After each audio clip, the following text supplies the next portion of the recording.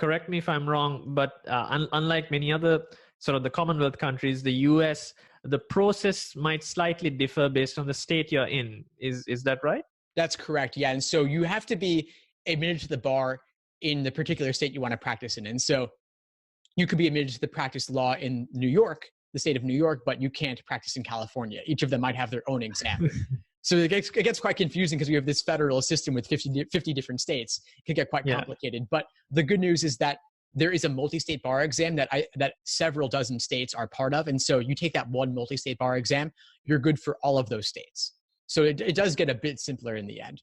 And then, of course, there are commonalities between them as well.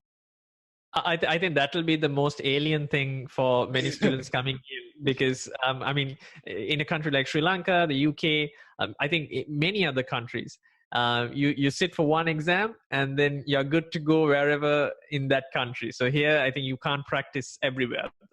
Right. The U.S., of course, likes to complicate things. We're still in the English system of measurement, after all. But the funny thing is that, at least aside from this multi-state bar exam I mentioned, there are a couple of big states in the U.S. that are kind of like economic powerhouses where most of the action is happening. And so if you were admitted in a couple of those states, you would be pretty much good to go for whatever you needed. So, for example, like I said, New York and California, those are two of the biggest. If you're admitted to one or both of those, that opens up massive employment opportunities. You wouldn't need to go through all 50 states because a lot of them don't have quite as much going on, based on where you want to settle as well, where you want to live.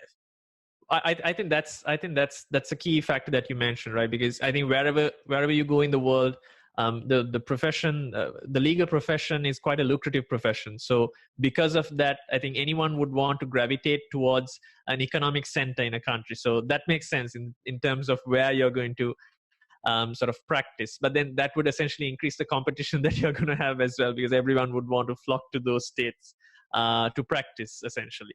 That is quite true. And that's why you want to not only pass the bar exam, but also demonstrate that you've done well in law school too. Thanks for tuning into the show. Please subscribe if you haven't done so already to be notified of new episodes as I release them. And feel free to reach out if you need anything at all as you move forward with your prep. I'm happy to help however I can.